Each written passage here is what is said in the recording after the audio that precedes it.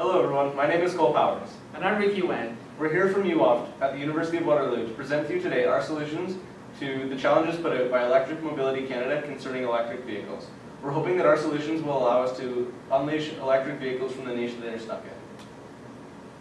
So for this competition, we're presenting with three challenges that electric vehicles face today: recharge time, range, and also cost. For each of those three challenges, we've come up with really good solutions to tackle them. And in the end, we'll present you our vision for the future of electric vehicles. The first issue that we would like to address is that of recharge time.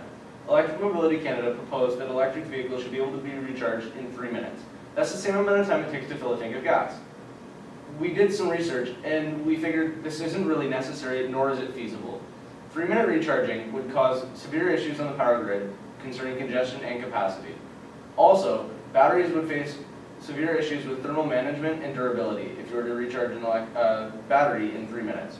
We have a quotation here from an engineer with Mirage Engineering that states if you were to charge an electric vehicle in 12 minutes for a range of 500 kilometers, you'd be using the equivalent of power, but it would take to power 1,000 homes. That is really not feasible just for one electric vehicle. However, we would like to propose to you a solution that would allow us to not have to do this quick recharge in 3 minutes. That solution is a zinc-air range extending battery, and here's why. We would be implementing a lithium-ion architecture that would use lithium-ion as your primary energy storage system. Then you would have a zinc-air battery as a range extender. The lithium-ion would get approximately 135 kilometers on a fully charged battery on a single charge. That's data from the Nissan Leaf. This range yields a utility factor of 0.829, meaning that roughly 83% of the time, consumers are not going to go above this distance on their daily commute. If by some chance they do, say you go on a road trip, people do that, then that's when the zinc-air range extender kicks in. You'd be able to extend the range of your car and range anxiety and not have to recharge on your daily commute. You just go home at night and recharge during off-peak hours and rely on regenerative braking for lithium-ion batteries. We have here an excerpt from a Tesla patent that shows them implementing the metal layer range extender and a lithium-ion battery in an architecture. Our reason for including this is there's many international initiatives, such as Tesla in the States, Finergy in Israel, and other companies that are implementing metal layer range extenders along with lithium-ion batteries.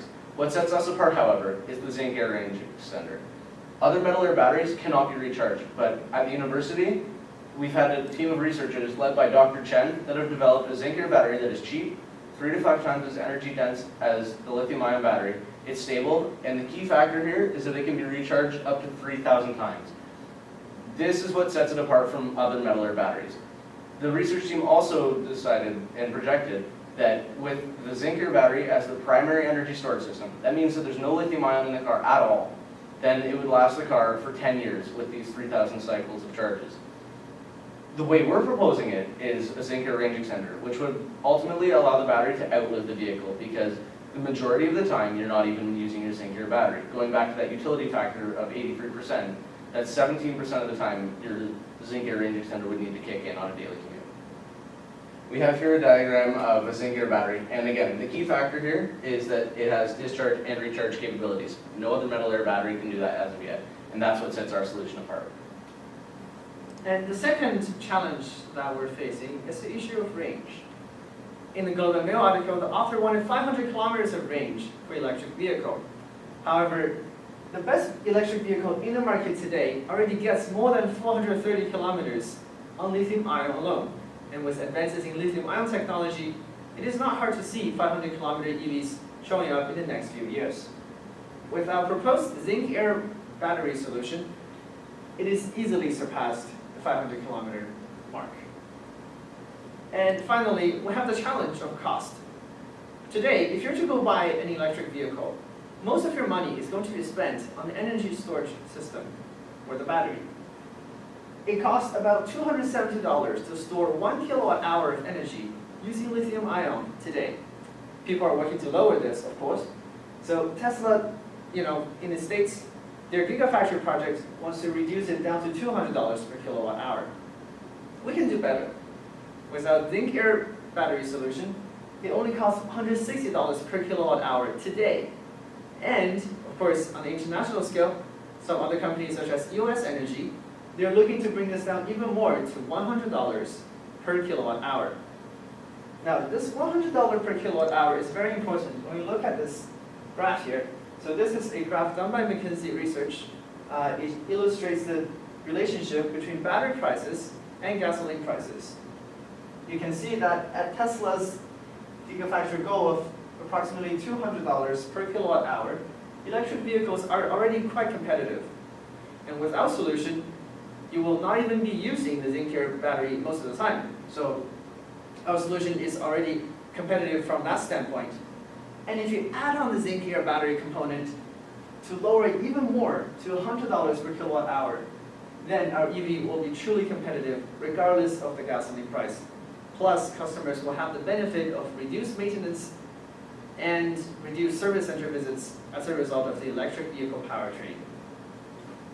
We've also looked into other solutions to reduce the cost of ownership for our customers. One of them is car sharing. So in China, customers already prefer car sharing more than owning the car themselves. Why? Because China is a very crowded place. It is very difficult to purchase cars in China, and therefore it is better if we sell customers the rights to use a car for a certain period of time. So this will further reduce the total cost to use a car for our customers.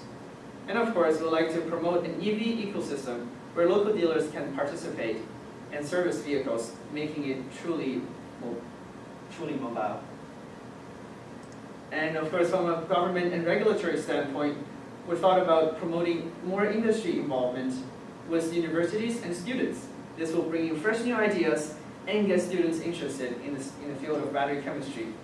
And of course, through better policy making, we should be able to promote better cooperation between research, manufacturer, and also the auto OEMs to further accelerate the pace of battery development. So we've proposed all of these different solutions. What's our big idea? What's the pitch here? That is our UWAFT benchmark electric vehicle. That includes the zinc air range extender and the lithium ion as the primary energy storage system. The way it functions is the lithium ion battery provides power to your electric vehicle. In the event that you go beyond the range of the lithium ion, the zinc air battery trickle charges the lithium ion to suffice for your range anxiety.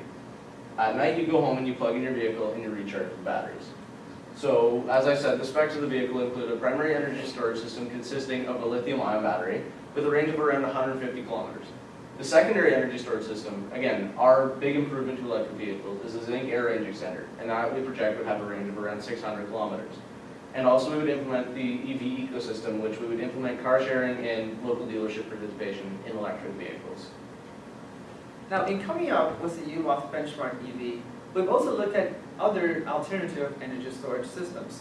For example, aluminum air and also lithium air batteries. Those batteries have the advantage of much higher energy density and also power density compared to zinc air batteries. However, they're not easily recharged, meaning that customers must replace the battery once it's depleted. The issue with battery swapping is that it is very, very complicated. In order to achieve battery swapping, there has to be some sort of standard between all the EVs on the market. And that is very difficult to do because the batteries sometimes even act as a structural component to the vehicle. So unless we're all driving the same EV, battery swapping will not be ideal. More practical, rather. So ultimately, by implementing this zinc air range extender into an architecture of an electric vehicle, it would allow us to produce a sustainable, long-lasting, and overall affordable electric vehicle that will allow us to unleash electric vehicles from the niche that they're stuck in onto the market today. We'd like to thank you for your attention, and let's make EV standard in Canada. We would also like to acknowledge we're not the only two working on the project here. We have a team of hardworking people behind us. These are them here. We'd like to also thank Dr. Michael Fowler and Ms. Caixia Wang for their support in this project. Thank you.